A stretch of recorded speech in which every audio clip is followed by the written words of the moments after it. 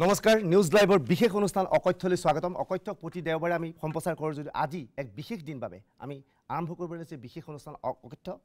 অকথ্য আৰম্ভ কৰাৰ আগমুহূৰ্ততে প্ৰথমে আমি জনাব বিচাৰিছোঁ মুখ্যমন্ত্ৰী তৰুণ গগৈক আমি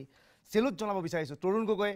যি ফলাফল দেখুৱালে সেই ফলাফলৰ বাবে তৰুণ গগৈক আমি স্বাভাৱিকতেই অসমৰ জনসাধাৰণে চেলুট দিয়াটো অতিকৈ প্ৰয়োজনীয়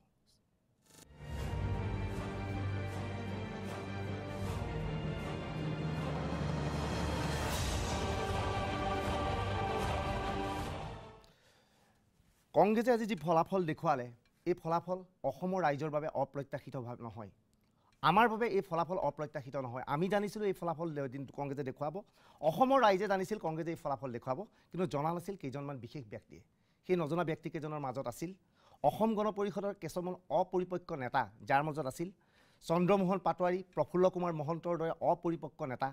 এই কথা জনা নাছিল ৰঞ্জিত দত্তৰ দৰে নেতৃত্ব দিব নজনা ৰাজ্যিক বিজেপিৰ সভাপতিগৰাকীয়ে এই কথা জনা নাছিল বিজয় গোয়েল চন্দ্ৰশেখৰৰ নিচিনা বিজেপিৰ নেতা যিসকলে অসমৰ বিৰুদ্ধে সামৰিক সাধাৰণ জ্ঞানো নাই সেইসকল লোকে এই কথা জনা নাছিল কিন্তু অসমৰ ৰাইজে জানিছিল যে আজি অভাৱনীয় ফলাফল এটা কংগ্ৰেছে দেখুৱাব কিয়নো অসমৰ ৰাইজে ভোট দিছিল কংগ্ৰেছৰ সপক্ষে দৰ্শকসকল শুনি হয়তো আচৰিত হ'ব প্ৰথমে আপোনালোকক জনাওঁ যে নিউজ লাইভে অসমৰ একমাত্ৰ চেনেল যিটো সংবাদ মাধ্যমে ভোট গ্ৰহণ অনুষ্ঠিত হৈ যোৱাৰ পিছত ঘোষণা কৰিছিল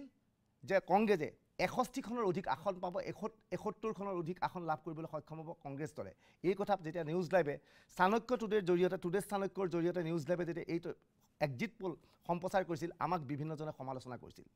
বিভিন্নজনে সেইসকলে যিসকল দলীয় কৰ্মী সেইসকল সাংবাদিক যিসকল সাংবাদিকতাৰ নামত আচলতে মুখা পিন্ধি আছে একোটা দলৰ তেওঁলোক আচলতে একোজন সদস্য সেইসকল সদস্যই আচলতে আমাক সমালোচনা কৰিছিল কিন্তু কাৰ্যত প্ৰমাণিত হ'ল নিউজ লাইভৰ যি এক্সিট পোল সেই এক্সিট পোলে একমাত্ৰ সত্য এক্সিট পোল নিউজ লাইভৰ এক্সিট পোল এইভাৱে সত্য আছিল যে অসমৰ অন্য বাতৰি কাকত বা অন্য টেলিভিছন চেনেলৰ সাংবাদিকৰ দৰে এচি ৰুমত বহি কেৱল কাগজ কলম লৈ অংক কৰি পেলাই এই এক্সিট পোল আমি প্ৰকাশ কৰা নাছিলোঁ এই এক্সিট পোলৰ বাবে আমি বৃহৎ পৰিমাণৰ ধন ব্যয় কৰিছিলোঁ আৰু সেই তাৰ পৰিপ্ৰেক্ষিতত আমাৰ এই এক্সিট পোল শুদ্ধ হৈছিল দৰ্শকসকল পুনৰ নিউজ লাইভৰ প্ৰতি আপোনালোকৰ এই বিশ্বাসৰ বাবে আপোনালোকক ধন্যবাদ জ্ঞাপন জনাইছোঁ পুনৰ এই নিৰ্বাচনী ফলাফলৰ বাবে মুখ্যমন্ত্ৰী তৰুণ গগৈক আমি চেলুট জনাব বিচাৰিছোঁ তৰুণ গগৈক চেলুট জনাইছোঁ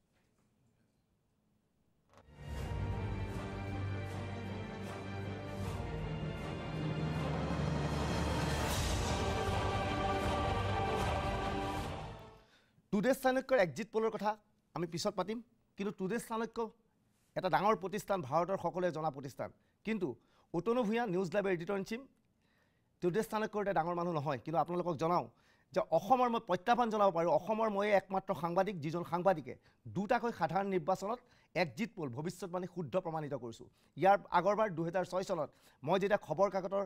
সম্পাদকৰ দায়িত্বত আছিলোঁ কেৱল মাত্ৰ খবৰ কাকতত প্ৰকাশ পাইছিল কংগ্ৰেছে 50ৰ পৰা 55খন আসন লাভ কৰিব যিটো সময়ত মই তীব্ৰ কৰ্কটথনাৰ সন্মুখীন হৈছিলোঁ মোৰ সতীৰ্থ সাংবাদিকসকল যিসকল সাংবাদিকে বিভিন্ন ৰাজনৈতিক দলৰ হৈ কাম কৰে সেইসকলে মোক সমালোচনা কৰিছিল আৰু আজিৰ তাৰিখতো মই যেতিয়া কৈছিলোঁ যে কংগ্ৰেছে এনেধৰণৰ ফলাফল দেখুৱাব তেতিয়াও মই সমালোচনাৰ সন্মুখীন হৈছিলোঁ এইবাবেই যে মই নিৰপেক্ষভাৱে এই বাতৰি প্ৰকাশ কৰিছিলোঁ দৰ্শকসকলক জনাওঁ 11 এপ্ৰিল ভোট গ্ৰহণ অনুষ্ঠিত হোৱাৰ পিছত নিউজ লাইভত এইখন মঞ্চতেই এক টেলিভিছন শ্ব' অনুষ্ঠিত হৈছিল য'ত কাৰ্যবাহী আমাৰ মেনেজিং এডিটৰ জাৰিৰ হুছেইনে মোক প্ৰশ্ন কৰিছিল যে আজিৰ দিনটোত কি হ'ব বুলি মই ভাবোঁ মই কি কৈছিলোঁ সেয়া আপোনালোকক এবাৰ দেখুৱাব খুজিছোঁ পুনৰ চাওক 11 এপ্ৰিলত নিউজ লাইভৰ এডিটৰ ইন চিফ হিচাপে মই কি কৈছিলোঁ কেনেকুৱা হ'ব মই 13 তাৰিখৰ যিখিনি ৰতি মৰাটিৰ ভিতৰত ভাবিছোঁ অকণ বৰা ভৰত নৰ গিৰীণ বৰুৱা ৰমেন্দ্ৰ নাৰায়ণ কলিতা চন্দ্ৰমোহন পাটোৱাৰী ৰঞ্জিত দত্ত বৃন্দাবন গোস্বামী আৰু ফণীভূষণ চৌধুৰী এই 8জন আৰু কমলা কলিতা এই 9জন নেতা এই 9জন নেতাৰ ভিতৰত অৰ্ধেক নেতাই এই নিৰ্বাচনত পৰাস্ত হ'ব মই কৈছোঁ যে অসমৰ সংবাদ মাধ্যমে যিমানেই চিঞৰ বাখৰ নকৰক কিয় ভুৱন পেগু জোনাই সমষ্টিত এইবাৰ তীব্ৰ প্ৰত্যাহ্বানৰ সন্মুখীন হৈছে ভুৱন পেগুৰ উক্ত সমষ্টিটোৰ পৰা এইবাৰ বিজয়ী হৈ অহাটো অতিকৈ কঠোৰ কাম হ'ব ভুৱন পেগুৱে ইতিমধ্যে কৈছে তেওঁ বিজয়ী হৈ আহিছে কিন্তু মই নাভাবোঁ যে প্ৰধান বৰুৱাক ইমান সহজে ভুৱন পেগুৱে এইবাৰ 11 এপ্ৰিলৰ নিশা মই কৈছিলোঁ গিৰীণ বৰুৱা হাৰিব সঁচাই গিৰীণ বৰুৱা হাৰিল মই কৈছিলোঁ অকণ বৰুৱা হাৰিব কিন্তু অকণ বৰুৱা জিকিল যাৰ বাবে মোৰ হয়তো ভুল হৈছিল মই কৈছিলোঁ ৰমেন্দ্ৰ নাৰায়ণ কলিতা হাৰিল কৈছিলোঁ ডক্টৰ কমলা কলিতা হাৰিল তাতকৈ প্ৰত্যাহ্বান জনাই কৈছিলোঁ বিজেপিৰ সভাপতি ৰঞ্জিত দত্ত হাৰিব, ৰঞ্জিত দত্ত হাৰিল। মই কৈছিলোঁ অসম গণ পৰিষদৰ সভাপতি চন্দ্ৰমোহন পাটোৱাৰী হাৰিব, চন্দ্ৰমোহন পাটোৱাৰী হাৰিল। মই কৈছিলোঁ ফণীভূষণ চৌধুৰী হাৰিব, কিন্তু ফণীভূষণ চৌধুৰী নাহাৰিল। ফণীভূষণ চৌধুৰী জিকিছে, কিন্তু ফণীভূষণ চৌধুৰী কাৰ্যত হাৰিছে। আজি ফণীভূষণ চৌধুৰীয়ে ভোট বিভাজনৰ বাবেহে বঙাইগাঁৱৰ সমষ্টিৰ পৰা জিকিলে, কিন্তু ফণীভূষণ চৌধুৰীয়ে প্ৰকৃততে হাৰিব লাগিছিল। ফণীভূষণ চৌধুৰীয়ে কিন্তু মই তৰুণ গগৈৰ লগতে ফণীভূষণ চৌধুৰীকে এইবাবে চেলুট জনাইছোঁ যে ফণীভূষণ চৌধুৰীয়ে ৰাজনীতি কি জানে সেই কথা ফণীভূষণ চৌধুৰীয়ে অসম গণ পৰিষদৰ মাজত একমাত্ৰ তেওঁই জানে। অগপৰ ৰাইজৰ আৱেগ বুজা নাই বাবে ৰাইজে প্ৰত্যাখ্যান কৰিছে অগপক। এই কথা ব্যক্ত কৰিছে স্বয়ং ফণীভূষণ চৌধুৰীয়ে। ফণীভূষণ চৌধুৰীয়ে আজি ঘোষণা কৰিছে যে অসমৰ ৰাইজে যিহেতু অসম গণ পৰিষদক অগ্ৰাহ্য কৰিছে, বঙাইগাঁৱৰ ৰাইজে যিহেতু ফণীভূষণ চৌধুৰীক অগ্ৰাহ্য কৰিছে, গতিকে পৰৱৰ্তী নিৰ্বাচনত তেওঁ প্ৰতিদ্বন্দ্বিতা নকৰে। চাওক ফণীভূষণ চৌধুৰীয়ে কি কৈছিল। নাই, আমি অসমৰ জনসাধাৰণৰ আৱেগ অনুভূতিক আমি উপলব্ধি কৰিব পৰা নাই, আৰু আমি আৱেগ অনুভূতি উপলব্ধি কৰিব নোৱাৰাৰ কাৰণে আজি অসমৰ জনসাধাৰণে আমাক প্ৰত্যাখ্যান কৰিছে। আমি নিশ্চয় পৰৱৰ্তী সময়ত আমাৰ নেতৃত্বই অসমৰ জনসাধাৰণৰ আৱেগ অনুভূতি উপলব্ধি কৰিবৰ কাৰণে সক্ষম হ'ব, আৰু তেতিয়াই নিশ্চয় অসম গণ পৰিষদ দলক অসমৰ জনসাধাৰণে আঁকোৱালি ল'ব। নাই, মেইন ফেক্টৰ মানে আমি হয়তো মই কৈছোঁ যে আমি ৰাইজৰ যিটো আৱেগ অনুভূতি আমি সেই কথাটো উপলব্ধি কৰিব পৰা নাই, আৰু আৱেগ অনুভূতি উপলব্ধি কৰিব নোৱাৰাৰ কাৰণে আজি আমাৰ এই দুৰৱস্থা হৈছে। নাই, পৰৱৰ্তী সময়ত নিশ্চয় আমাৰ দলীয় নেতৃবৃন্দই আলোচনা বিলোচনা কৰি নিশ্চয় অসম গণ পৰিষদ দলক নতুন ৰূপত যোগদান কৰাৰ কাৰণে আগবাঢ়ি আহিব। নাই, নেতৃত্বৰ সালসলনিৰ কথাটো এই মুহূৰ্তত নিশ্চয় নাহিব। নাই, মই নেক্সট ইলেকশ্যনত মই নুঠোঁ। কাৰণটো মই তাৰমানে মই এতিয়া বঙাইগাঁও সমষ্টিত মই অনুভৱ কৰিছোঁ যে আচলতে মই আশা কৰা ধৰণে ৰাইজে মোক আঁকোৱালি লোৱা নাই। মই নিশ্চিতভাৱে বিজয়ী হৈছোঁ, কিন্তু মই যিমান ভোট মই আশা কৰিছিলোঁ, আশা কৰাৰ ধৰণে মই ভোট পাবলৈ সক্ষম হোৱা নাই, আৰু সেইকাৰণেই মই ভাবিছোঁ যে ৰাইজে মোক প্ৰত্যাখ্যান কৰিছে, আৰু সেইকাৰণে মই পৰৱৰ্তী নিৰ্বাচনত নিশ্চয় মই প্ৰতিদ্বন্দ্বিতা নকৰিম। ফণীভূষণ চৌধুৰী এজন জ্যেষ্ঠ নেতাৰ দৰে, এজন পৰিপক্ক নেতাৰ দৰে ঘোষণা কৰিলে ৰাইজে তেওঁলোকক প্ৰত্যাখ্যান কৰিছে, কিন্তু ইয়াৰ বিপৰীতে প্ৰফুল্ল কুমাৰ মহন্তৰ দৰে নেতা, যিজন নেতাই খুব বীৰ দৰ্পে ৰকিবুল হুছেইনৰ বিৰুদ্ধে চামগুৰিত খেলিবলৈ গৈছিল, 20,000 ভোটৰ ব্যৱধানত পৰাস্ত হৈছে। সৌভাগ্য মহন্তৰ বাবে যে সামান্য তেওঁৰ বিৰুদ্ধে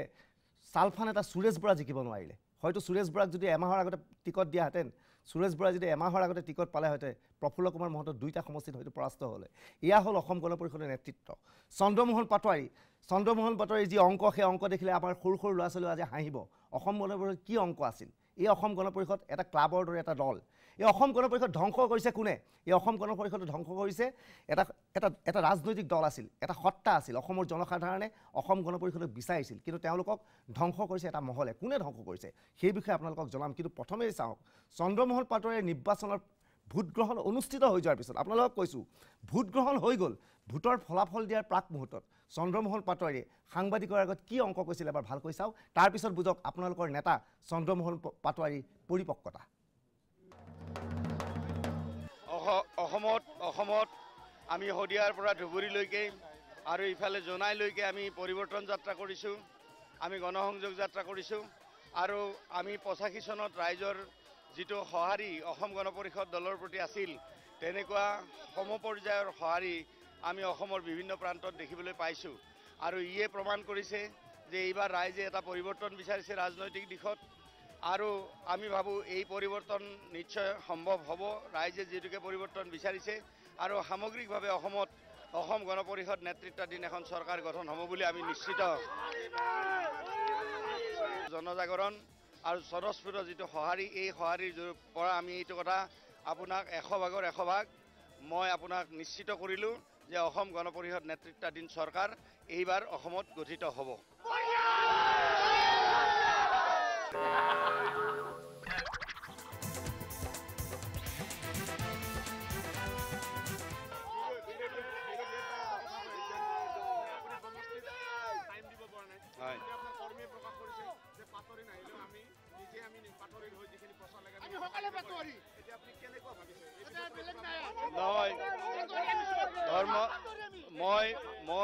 মই ধৰ্মপুৰ সমষ্টিত দলৰ সভাপতি হোৱাৰ কাৰণে মই সমগ্ৰ অসমখনৰ চিন্তা কৰিবলগীয়া হৈছে, সমগ্ৰ অসমলৈ যাব লগা হৈছে। গতিকে আমাৰ দলৰ কৰ্মীসকলৰ মাজত মই যিমান সময় দিব লাগিছিল মই সিমান সময় দিব পৰা নাই মই সিমান সময় দিব পৰা নাই কিন্তু মই এইটো সম্পূৰ্ণৰূপে বিশ্বাসী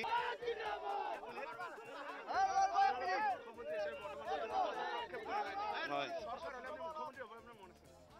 মানে আমাৰ দলটো সম্পূৰ্ণ গণতান্ত্ৰিক দল আৰু আভ্যন্তৰীণ দলীয় গণতন্ত্ৰ আমাৰ দলত আছে গতিকে চৰকাৰ গঠন হোৱাৰ পিছত যিসকল মাননীয় বিধায়ক নিৰ্বাচিত হৈ আহিব আৰু মাননীয় বিধায়কসকলে মুখ্যমন্ত্ৰী কোন হ'ব তেওঁলোকে নিৰ্ণয় কৰিব নাই মই ব্যক্তিগতভাৱে মতামত নিদিওঁ কিয় কাৰণ মই দলৰ সভাপতি মই আজি মতামত দিলে দলৰ সভাপতি হিচাপে দিব লাগিব গতিকে আমাৰ বিধায়কসকলে যাকে মুখ্যমন্ত্ৰী নিৰ্বাচিত কৰে তেওঁই মুখ্যমন্ত্ৰী হ'ব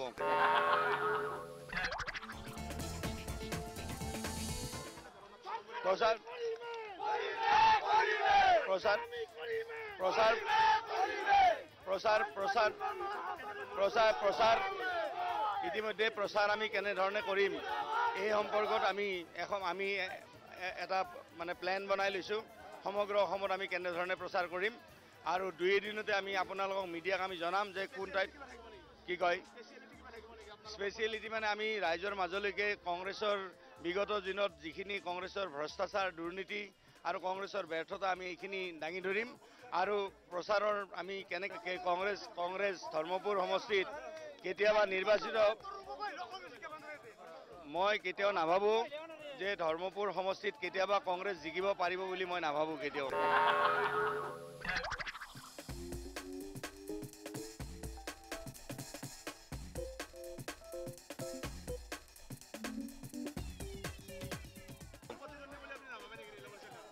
কংগ্ৰেছ মানে সবল প্ৰতিদ্বন্দ্বী নহয় বুলি মই ভাবোঁ ধৰ্মপুৰ সমষ্টিত এইকাৰণে ভাবোঁ যে ধৰ্মপুৰ সমষ্টিত কংগ্ৰেছৰ ভিত্তি নাই কংগ্ৰেছৰ ভিত্তি হেৰুৱাইছে এয়া হ'ল অসম গণ পৰিষদৰ সভাপতি চন্দ্ৰমোহন পাটোৱাৰীৰ অংক আছিল এয়া ৰাজ্যিক বিজেপিৰ সভাপতি ৰঞ্জিত দত্তৰ অংক কি আছিল সেই অংক আপোনালোকক দেখুৱাম যে এই বিগত সময়ছোৱাত ৰঞ্জিত দত্তই কি কৈছিল সেই বিষয়ে দেখুৱাম কিন্তু প্ৰশ্ন হয় যে অসম গণ পৰিষদ বা বিজেপিৰ দল এইবাৰ এনেকৈ মুখ ঠুকুচা খালে কেনেকৈ আচলতে বিগত লোকসভা নিৰ্বাচনত অসম গণ পৰিষদে বিজেপিৰ সৈতে বুজাবুজি কৰি ইউডিএফৰ লগত গোপন বুজাবুজি কৰি বিজেপিক শক্তিশালী স্থিতিত অৱতীৰ্ণ কৰি লোকসভালৈ বিজেপিৰ সংখ্যা বৃদ্ধি পোৱালে এইবাৰ বিধানসভা নিৰ্বাচনত অসম গণ পৰিষদে